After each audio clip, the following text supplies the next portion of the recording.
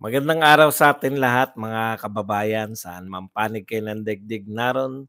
Dito na naman tayo sa another episode ng ating vlogs, Badong Aratilis po. Pag-uusapan natin ngayon, ito po, no, 6 na SONA. Yung pinalakpakan si PRRD tuwing binabanggit po yung war on drugs. Standing ovation po eh. Yan po ang sinabi ni, bakit po ngayon parang kinukundinan nyo na yung 6 na taon na pinalakpakan ng mga politiko, same politicians, no, na nagkukondena ngayon ng war on drugs. Bakit? Dahil bago na ang Pangulo? Dahil ang Pangulo ngayon ay iba ang pagtingin sa droga? Grabe talaga tong ano. Grabe po tong mga politiko natin. Malulupit. Okay. Pag-uusapan din po natin, ito pong ano pa ba? Titignan ko lang Pag-uusapan din po natin, ito pong mga media natin na kagyat, no, naglalabas pag may pabor po na mga survey. Kahit po yung mga survey po na questionable na natin ngayon, kino-question na natin ngayon. Alam niyo na kung bakit, no? Kada may kapalpakan po itong pangulo na to, biglang maglalabasan po yung mga survey na mga pabor sa kanila. Okay. Ito po, kinasuhan na po tong si Wilbert Lee, yung pong congressman na nakikipaglaban sa budget ng DOH. Grabe po talaga, no? Harap-harapan no? Pagka kumontra ka, mapa-congressman ka man, buti hindi nyo kinasuhan si Richard Gomez.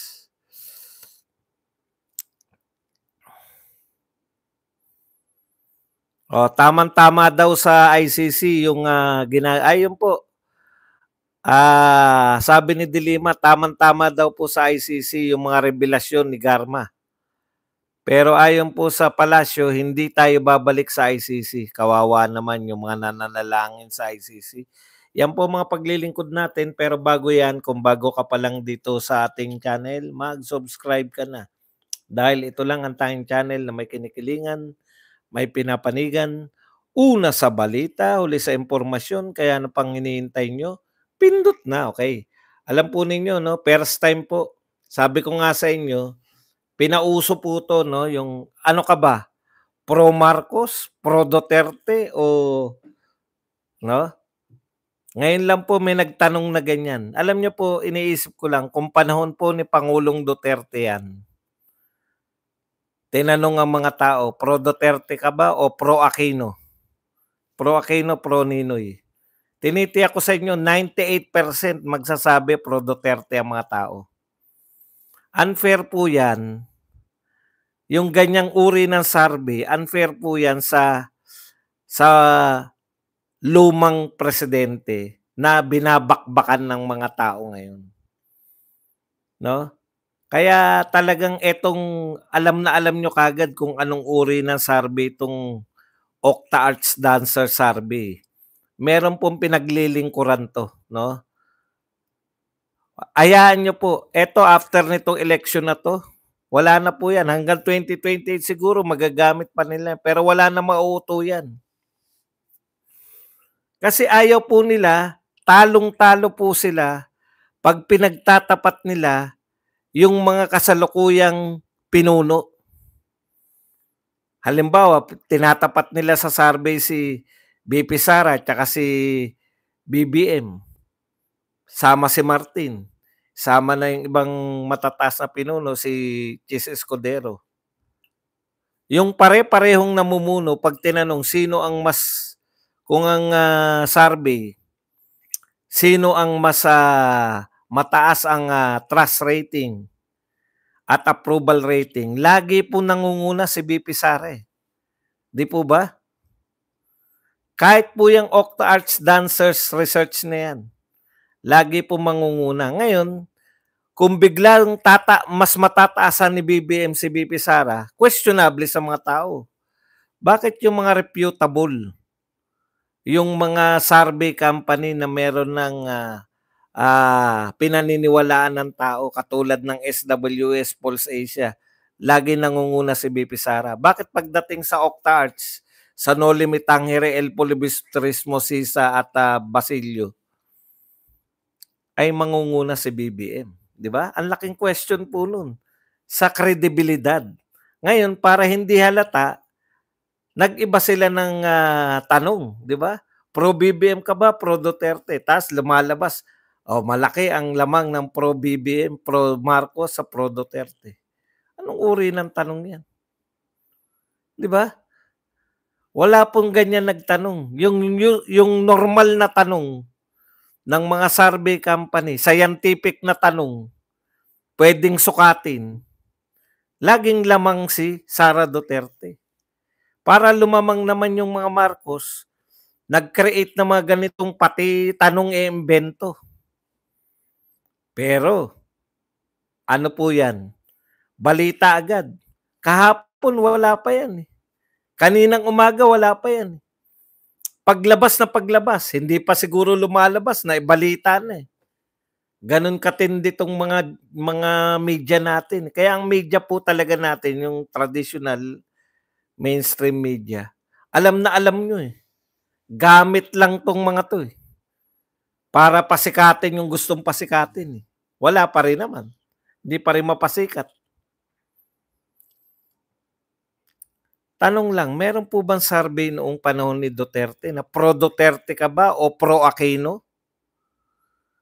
Tinitiyak ko sa inyo, 98% si Tatay Digong, 2% lang si Noynoy. Pero hindi po ginawa 'yun Kasi walang ganung kasi anti-Duterte yung mga media noon. Ito pakapalan na ng mukha magkaroon lang sila ng survey na mukhang panalo sila sa mga Duterte. Pero wala po naniniwala diyan. Mas pinaniniwalaan pa ng tao yung Kalye survey. Abnormal talaga yung tanong na yan. Ang linaw ng mga tanong sa Kalye survey. Tignan nyo Ano po iboboto nyo? Yung mga senador na pro Marcos o senador na pro Duterte? Nananalo lagi yung pro Duterte. Bakit? Sinusukan na to. Administrasyon na to. Sa mga kapalpakan. Po ba? Ito po, pinalalagan. Ito yung kaninang yung sinasabi ko Pagkakaiba po ng weak leader sa leader na strong leader. Yung weak leader panay excuse. Yung strong leader ay get things done, no? Ito po ang sinabi ni President Marcos nung nabitay. Yan pa pala. Bakit kayong Philippine media, 1 linggo na yata nabitay yung OFW bago nyo ibalita?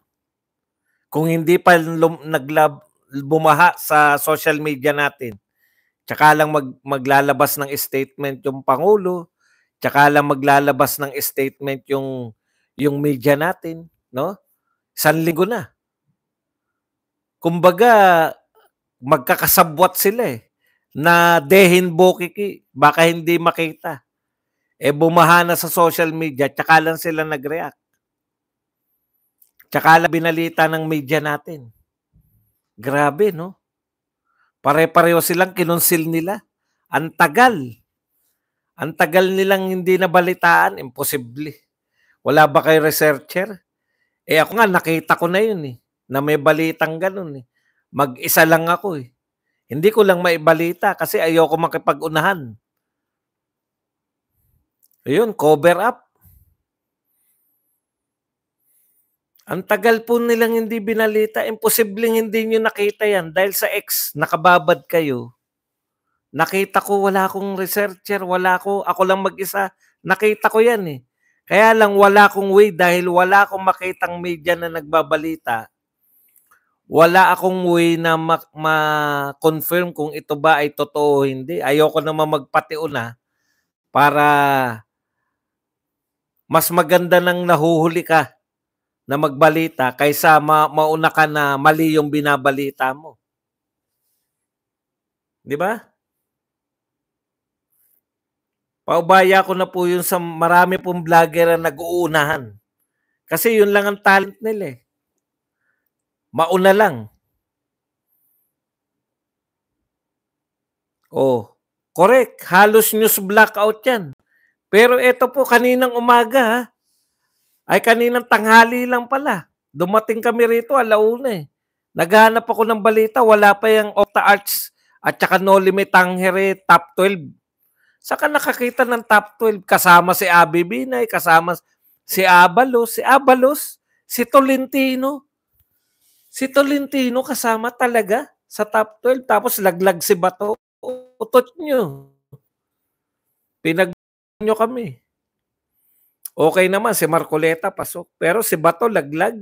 Si Bungot at si Marcoleta lang pasok sa amin. Tapos dalawang tulpo. Klase yan, No Limit Tangere na yan. El Pilibistrismo si sa Basilio. Labas agad. Kaninang tanghali lang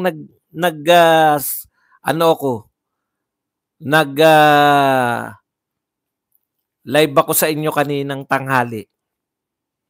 Wala pa pong balita yung pro Marcos. Putya, kalat na ngayon sa lahat ng dyaryo, sa lahat po ng media. Pero yung sa OFW, ni wala kang makita eh. Ang tagal ko na pong alam, ilang araw ko na nakita niyan. Ilang araw ko na nakita. Hindi po ako sigurado. Tinitignan ko naman yung nakita ko yan sa Kuwait City. Yun po yung pangalan ng site. Nakita ko naman legit naman yung mga balita niya. Alam mo yung site pag mga fake news eh.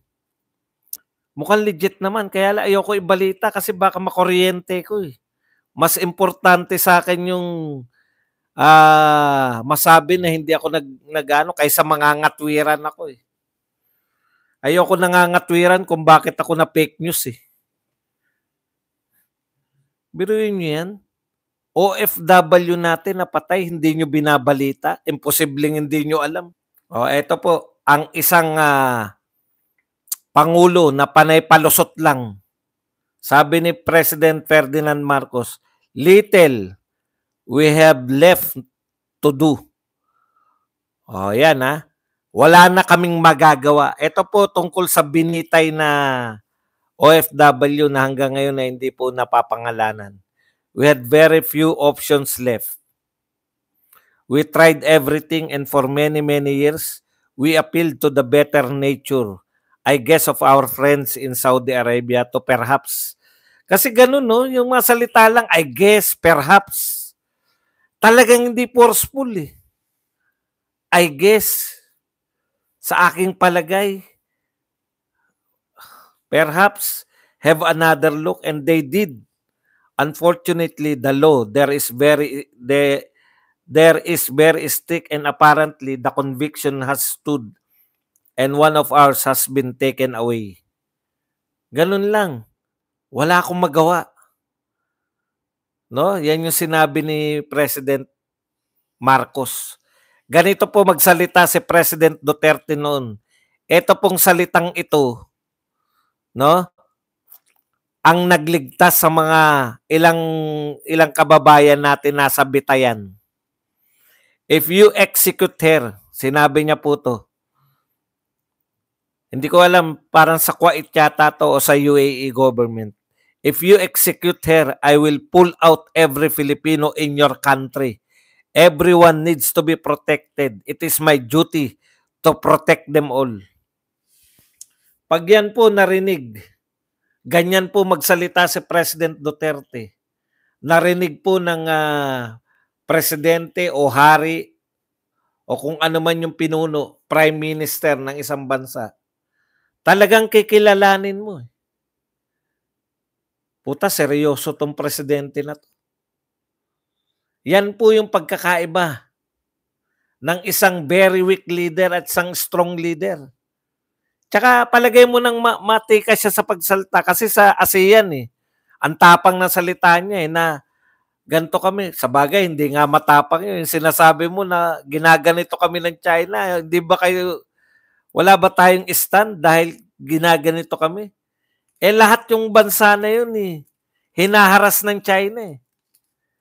Alam niyo po ba yung mga ASEAN countries, one way o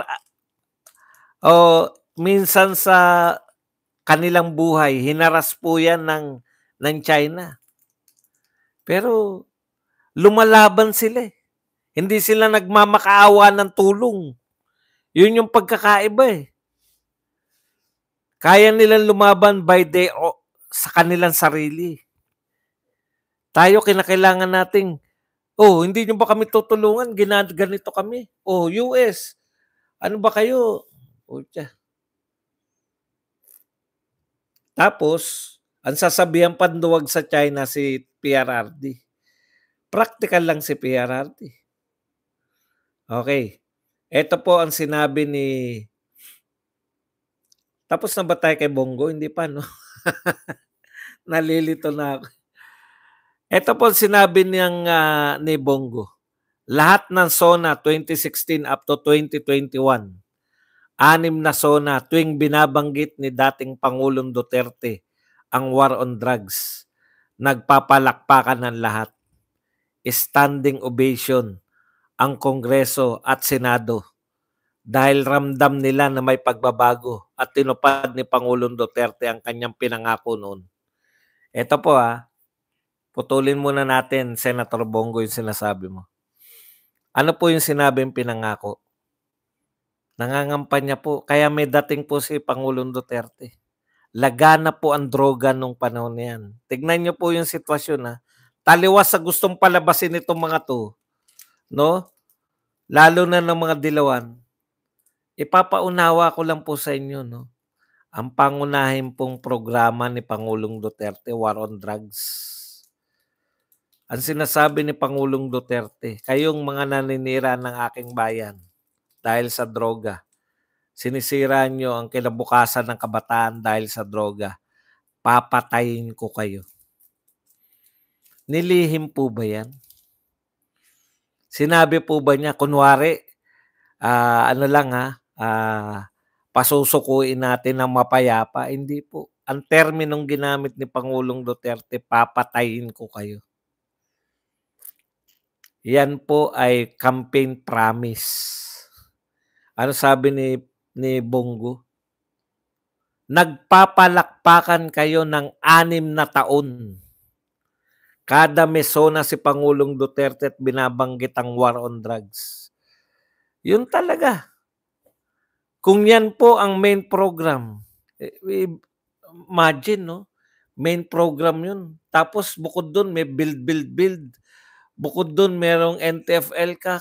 Bukod, sangkatutak talagang ginawa Sangkatutak talaga ginawa ni PRRD. Paglilinis dito sa Boracay, paglilinis sa Manila Bay.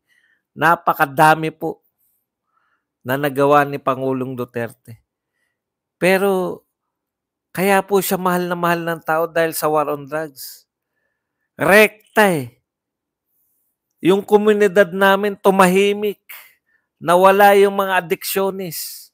Is either nagbago o nawala talaga na literal. At pinalakpakan po yan ng mga politiko.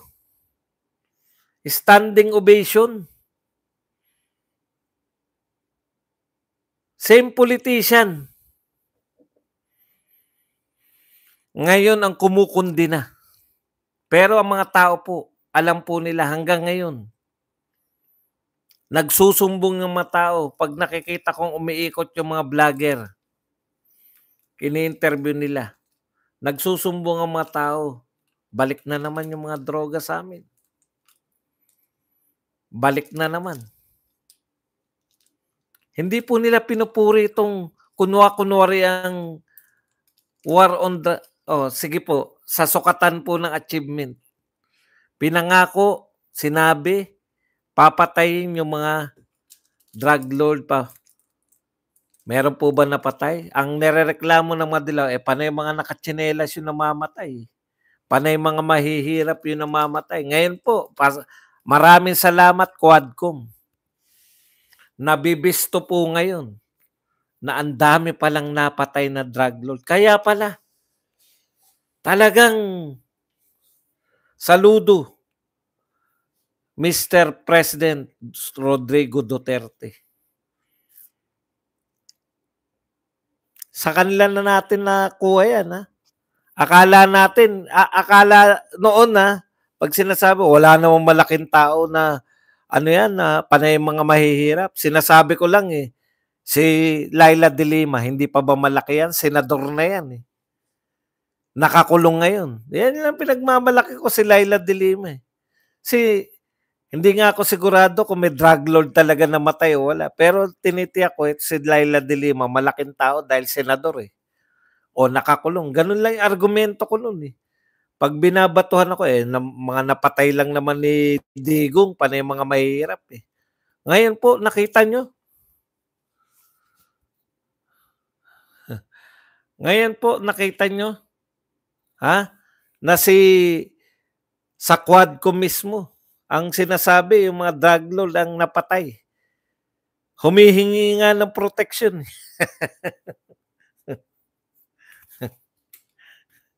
Balistod. Okay, tuloy natin yung pagbabasa dito kay Senator Bongo. Standing ovation, tapos bakit ngayon sinisisi siya? Bakit ngayon mag-isa na lang siya? Hindi ba kayo nakinabang? Hindi ba nakinabang ang mga kababayan nating Pilipino? Yan po napakasakit, no? Yan po napakasakit. Hindi ba nakinabang yung mamamayang Pilipino sa war on drugs?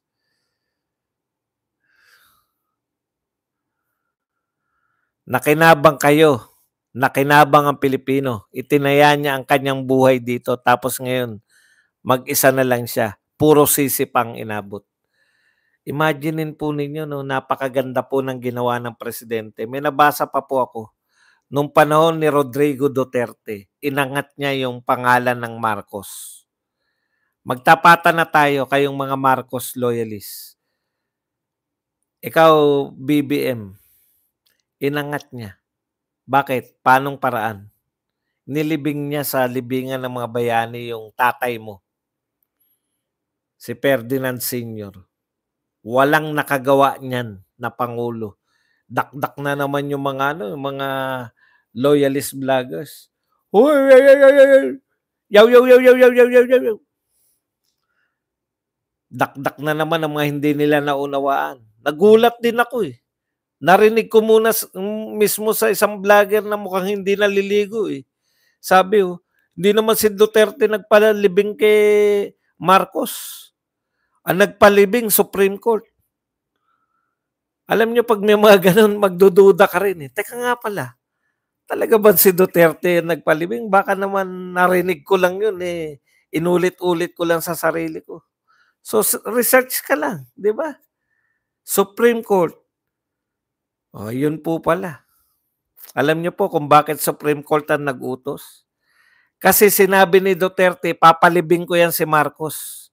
Pag nakaupo na ako, ipapalibing ko yan. Dahil yung mga kalaban ni Marcos, nakakamping niya na ngayon. Yan sila Franz Castro. Yan sila Kiko Pangilinan. Mga Dilawan, mga Makabayan Black, mga kakamping. Kalaban na kalaban niya ng Marcos. Hukayin nga raw di ba? Sila po yung nagsampa sa Supreme Court para awatin si Rodrigo. Para lang sa kaalaman nyo, baka kayo nalilito na rin Alam nyo, mahirap po talaga pagka kayang-kaya ng mga kalaban nyo na mag-fake news. Kasi ma-andap ka rin Hindi naman si Rodrigo nagpalibing niya. Supreme Court, di ba kayo marunong magbasa? Puta ko nga, teka muna. Re-review ko lang. Alam nyo, na-review ko. Nagsampa po sila sa Supreme Court. Inaawat nila si Rodrigo sa pagpapalibing kay Marcos. So sa makatuwid, ipapalibing ni Rodrigo. Sila ang nag-aawat, yung mga kakamping ngayon ni BBM. Sila mismo yung nag-aawat para ipalibing yung tatay niya. Yung kinakalaban ngayon ng mga Marcos at Romualdez, Siya yung nag-insist na mailibing yan sa libingan ng bayani. Ganun po kawalang utang na loob tong pamilya na to. Sabi ko nga sa inyo, si Duterte, single-handedly, the only president na nagbalik ng dignidad ng mga Marcos. Alam natin lahat yan. Ano ang tingin sa Marcos before Duterte? Yun na lang eh. Pucha, hindi kayo magpasalamat, no? Tapos nung nakapwesto na sila, ano unang ginawa?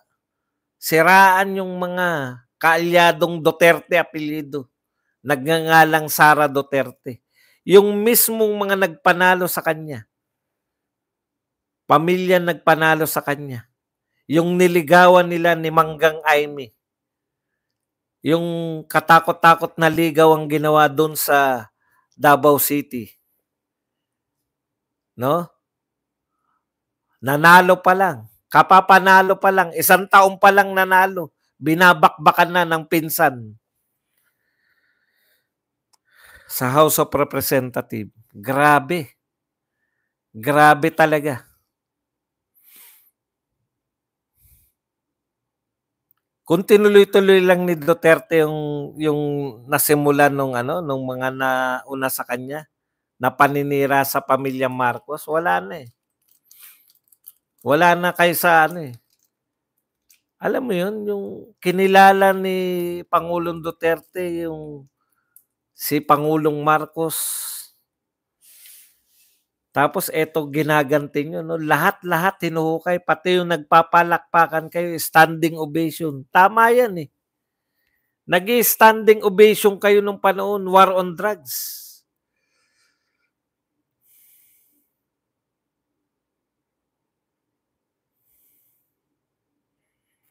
Okay, ito po, just in. Kilala nyo pa si Guillermo Illazar, PNP chief? Mabuti po may mga nag-stand, may mga tumatayo na po ngayon para kay Duterte. Ito po napakatapat nitong General Illazar na to. No? Kasi lahatan po eh. Ang pinaniwalaan na si Kerwin Espinosa at to si Garma ng lahat ng media. Pero nakalimutan natin na may mga tapat na general sa PNP, AFP. O sa PNP kasi sila nagpatupad ng war on drugs eh. May mga tapat na general katulad nito ni Illazar. Tandang-tanda ko to. Di ba siya yung nanununtok ng kanyang pulis? Ito yung nung PNP o nung NCRPO pa lang. Umiikot to sa mga police station eh. Pag nakita niya natutulog yung mga pulis, sinasapak, di ba? Napakatapat po nito. Kumbaga, hindi mo masusuhulan, alam niyo po marami pong tapat na general na naapektuhan ng mga pagbibintang nyo sa kanila. Na panay yung war on drugs ay panay kasamaan ng ginawa nila. Nagtatanim po ng mga hinanakit yan sa inyo. Imbis na sila pasalamatan nyo dahil sila talaga lumaban eh. Grabe po yung ginawa nila eh. No? Kinukwelyuhan niya, di ba? Yan, kinukwelyuhan. Hindi pala may sinapak na ba? O kinukwelyuhan yan. Ako naniniwala ko tapat yan eh. Yan po yung mga sinasabi ninyong yung kill lang. Na mga wala ng sa batas. Ano po sabi ni Guillermo Illazar? Illazar denies getting wind of anti-illegal drug operations reward system when he was PNP chief. PNP chief po to. 2 PNP chief na nagsasalita. Si Illazar at si Bato. The only instruction I received from the President Duterte, from then President Duterte, was to do what is right and legal. Grabe.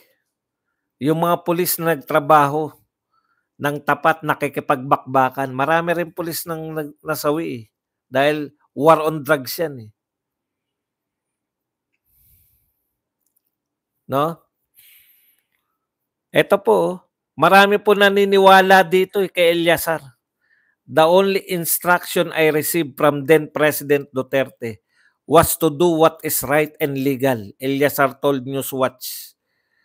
Ex-PNP Chief Eliazar, I distinctly remember because that was during my oath taking as Chief PNP, and that was the only time I personally talked with the former president as the head of the police organization. Ano yung sinabi? To do what is right and legal. PNP chief na to eh. Dinideny niya yung mga reward system na yan. That instruction served as my reason and motivation to submit the questionable police reports on anti-illegal drugs operations to the DOJ to expedite the release and distribution of body-worn cameras and to seek guidance from Supreme Court for the protocol. O yung pala, no? Siya pala yung kaya pala nila minamadali yung pagsusuot ng mga body-worn cameras para naman yung mga tapat na pulis, no? Hindi po mapagbibintangan na yung mga involved sa droga ay mga hindi nanlalaban. Dami na, at least may dalawa na po. Richard Gomez. Alam niyo, napaka-practical ng sinabi ni Richard Gomez eh. Parang hindi kayang paniwalaan ng mga dilawan at kakamping eh. At ng mga media natin. Yung mga drug lords po, hindi po yan napapakiusapan na huwag kayong manlaban. Nakakalungkot po isipin, no? Kaya nga po, yung mga nagsasabi, no? Yan, binabakbakan si Bato at si Bongo. Tapos, despite nakadikit pa rin sila kay Pangulong Duterte. Ang onti na lang, no? Dito ako nagtataka sa mga ibang vloggers. Napaka-onti na lang po nung nag-stick. Ha? Onti na lang yung nag-stick kay Pangulong Duterte.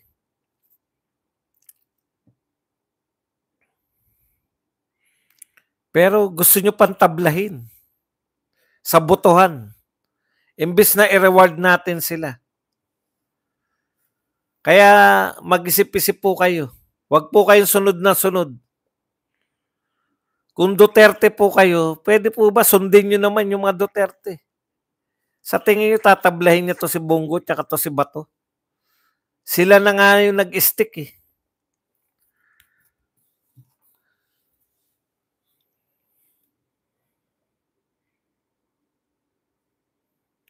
Ito po si Wilbert Lee. Naalala nyo to yung nakipaglaban sa PhilHealth budget.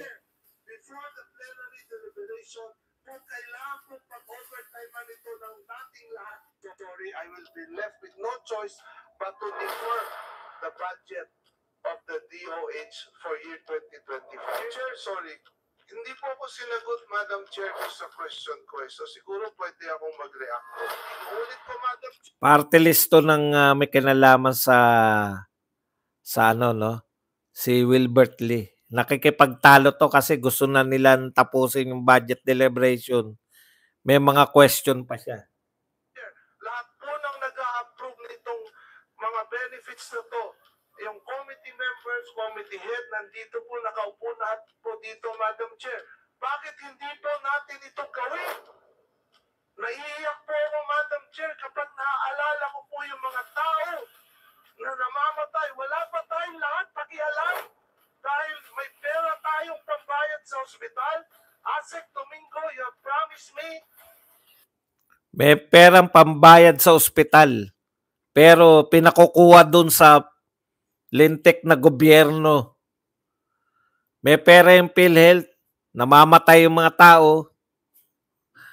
Pinakukuha lang kay Recto. Yan po ang gobyerno natin. Walang konkretong... Ay, nako. Okay.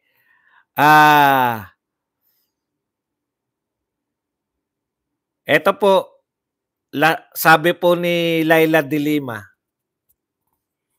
siyempre, bida na naman sila, no?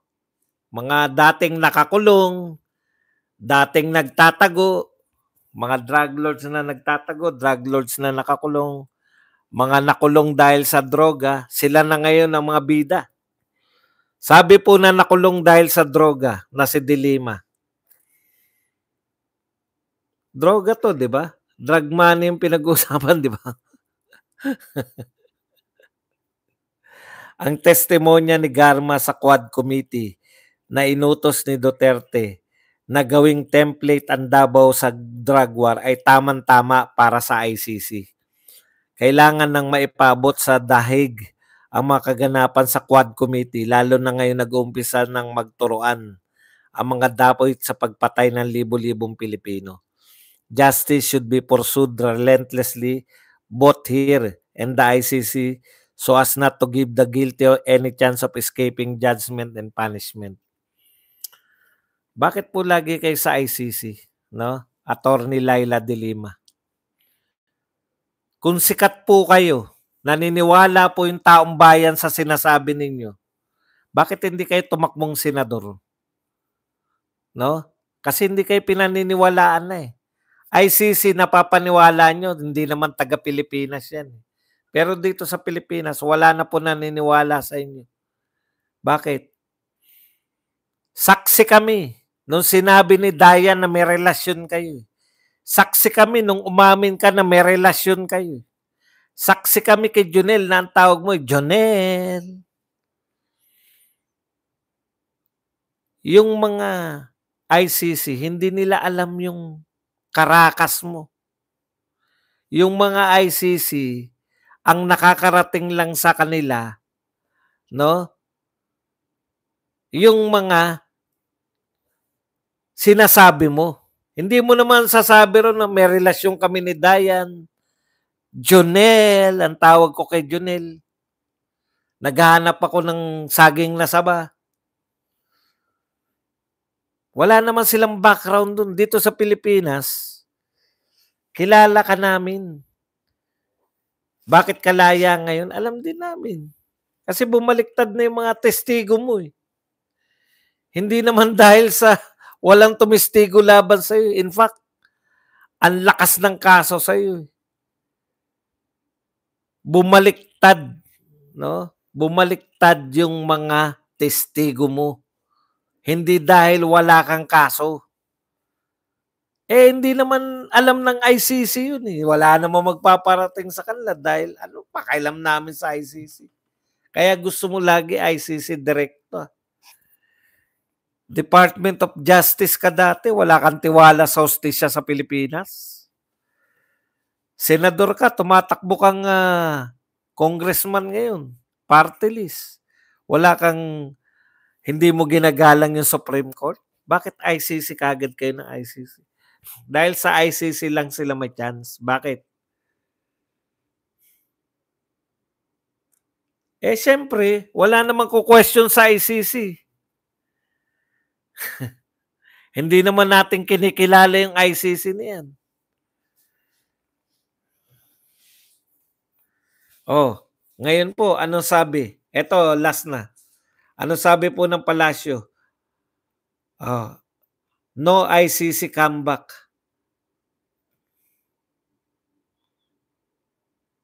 For Philippines despite Garma's drug war expose, sabi po ni Bersamin.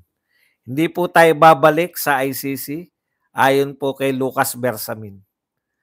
Bakit po tayo hindi babalik?